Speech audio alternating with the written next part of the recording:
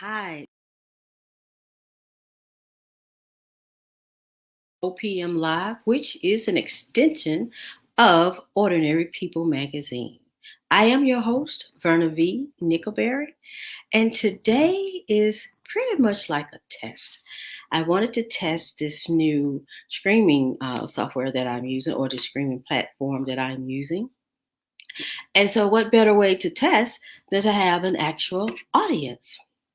So, again, thank you so much for tuning in. And today I am introducing myself to some who may not know me. I'm also introducing Ordinary People magazine, how we got started, how the magazine got started, and also, of course, OPM Live. Again, thank you so much for tuning in. So, a little bit about each one of those. Of course, I introduce myself as Verna V. Nickelberry. I am the founder of Vimashi Enterprise, which is the name of my company, and the founder and editorial director of Ordinary People magazine, as well as OPM Live. How the magazine got started, uh, God gave me a vision in 2005. The magazine was actually birthed in 2008. Yes, it took that long because I was very reluctant and putting together a publication. Matter of fact, I didn't know how to put together a publication. And the best part is, or the more important thing is, I didn't have any funds. But in any case, I got started with the publication. I did a lot of research on how to put together a publication, how to lay it out, and just how to make it work. I started with something. I started with how perhaps I thought the way God wanted me to go, and so I did a little small survey at this salon that I went to. So I put together this, what I thought would be, what God wanted. And it says ordinary people. So it kind of looks like a book report, but this was a start for me to get a good feel of how to put together a publication. Uh, and so I did that. Everybody loved it. Loved the articles that was inside. And so, but at some point, my my computer crashed. And so I thought perhaps that I was not supposed to do the publication anymore. Actually, I was very relieved that I said, okay, good. This must be a sign that I no longer have to do the publication.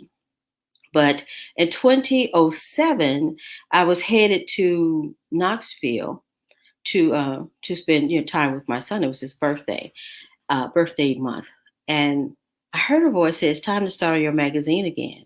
I'm like, "What?" Somewhere in there, my computer crashed, so I didn't even have a computer to work with. But I ended up getting a computer, but it still wasn't good enough for me to work with. But in any case, as I was headed to Knoxville, I hear God says, "It's time for you to start on your magazine again." And I'm like, "What? Start on my magazine again?" And of course, I was just driving, uh, traveling, listening to my road CD. I believe it was India.Re, and I was just listening to that. And then I heard it again say, "It's time for you to start on your magazine again." I'm like, "Oh, wow, time for you to start a magazine again." So, of course, I'm making sure that I'm not trying to convince myself that I need to start on this magazine or that I need to publish this magazine. Because once again, keep in mind, I had no training on how to do a publication. And most importantly, I had no funds. But in any case, I kept driving and I hear it again. It's time to start on your publication again. And so I said, okay, nevertheless, I will start on a publication. I end up getting all that I needed as far as the computer system goes and everything that I needed to start. And so I started. What I did was I started doing a lot of research. I got a great tip from someone how to, he said to me, actually, it was my former pastor. So he said, "Well, Vernon, you don't have to reinvent the wheel. Just gather your few publications, a few magazines that you enjoy reading, and perhaps glean a little bit from each of those." So I picked for, I believe, I know I picked O publication because her publication is always very colorful. I love her cover. I picked Vogue because Vogue magazine has great paper. And I really liked the paper of that. And I believe I picked Essence and one of the local publications uh, in Memphis.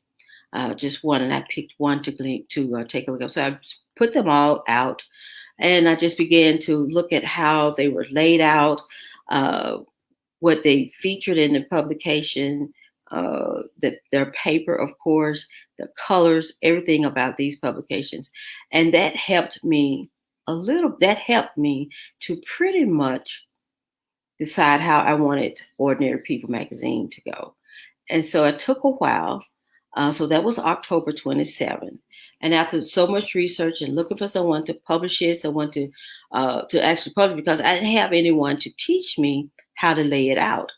But God speaks to me through dreams. And so he actually is the one who showed me exactly what I needed to do.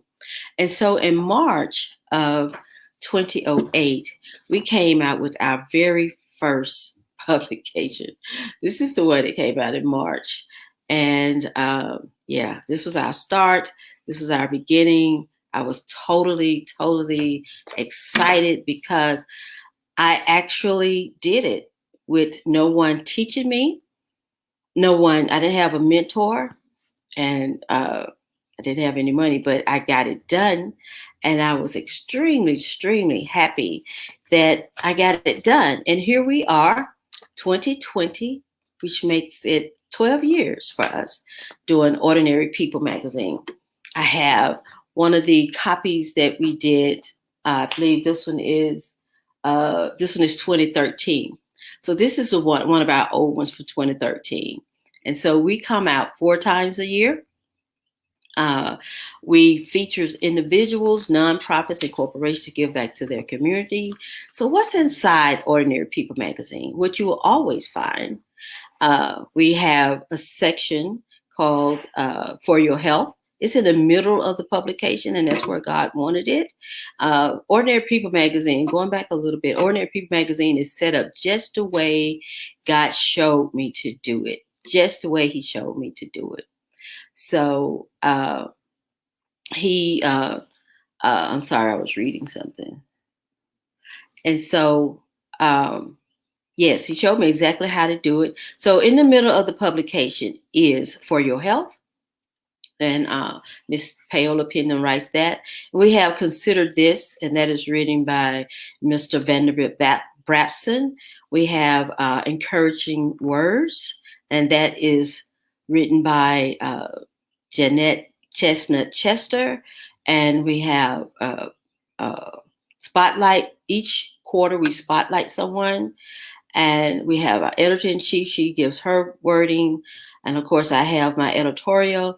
And we introduced a new section last year, and it is called Her Fashion, His Style. And what that particular section is about is actually about couples that work together.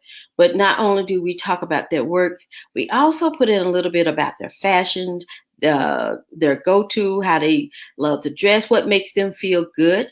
And we all have our certain way of dressing. We all have our certain styles. We have our certain clothing that we like to wear. So we share a little bit of that.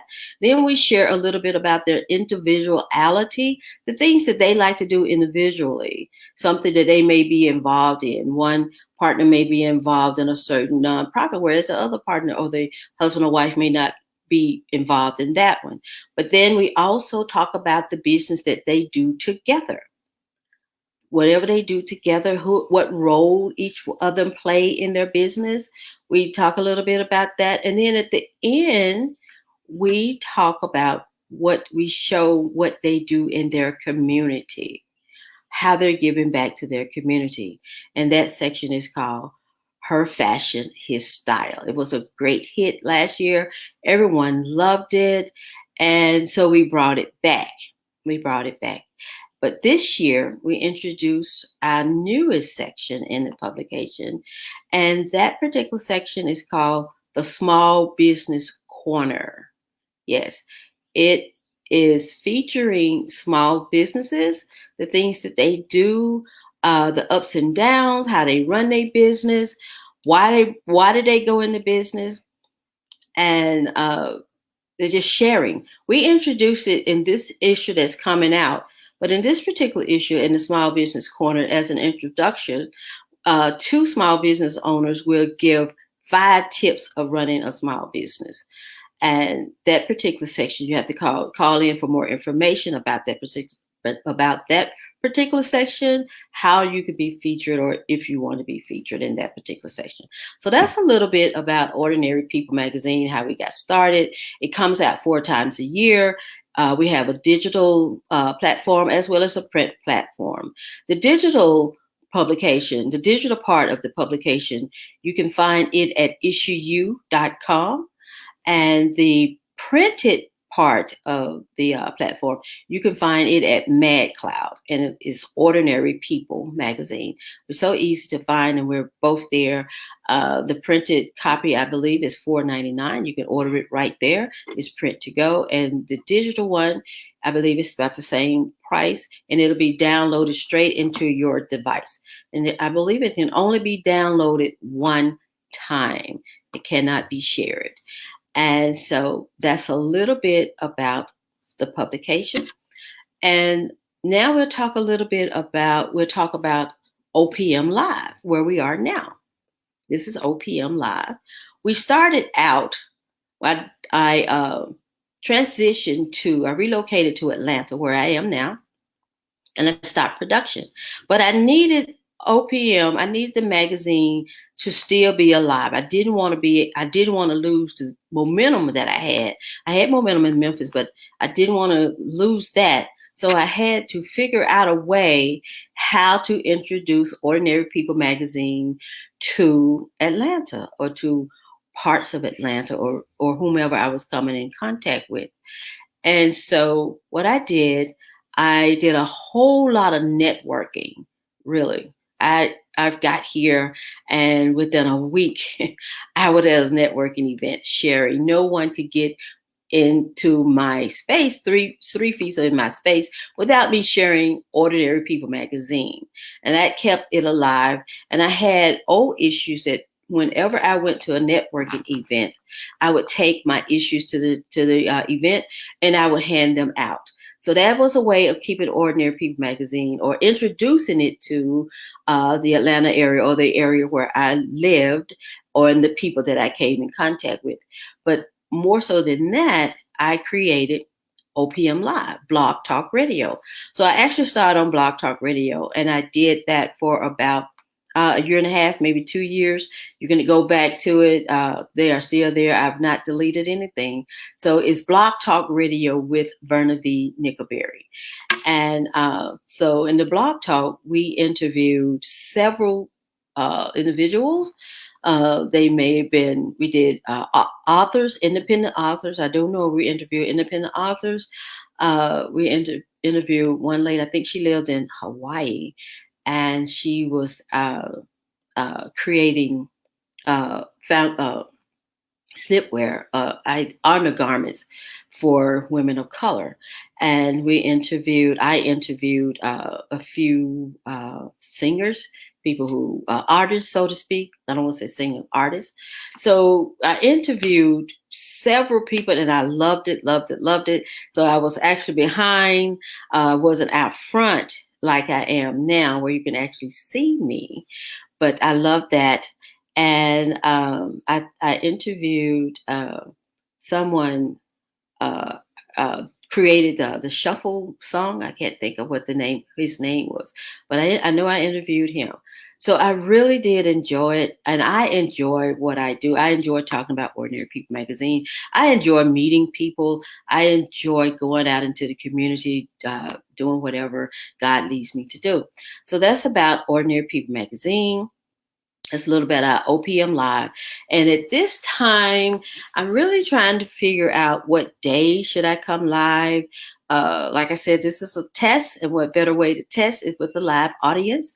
I ask that if you you can leave any type of feedback you like. I would love to hear back from you. How did I do? What is it that I need to do differently before I actually totally begin? But I do know I'm coming back, maybe next week. I'm leaning toward Thursday at 12 noon. I like that noon time because it kind of breaks up my day. I work from home. Everything I do, I work from home. And so I'm looking at my notes, making sure I'm staying on task. So I've told you how I've introduced myself. My name is right there. You can see it. My company name, you can see that up in the right hand corner. The name of my company is Vimashi Enterprise.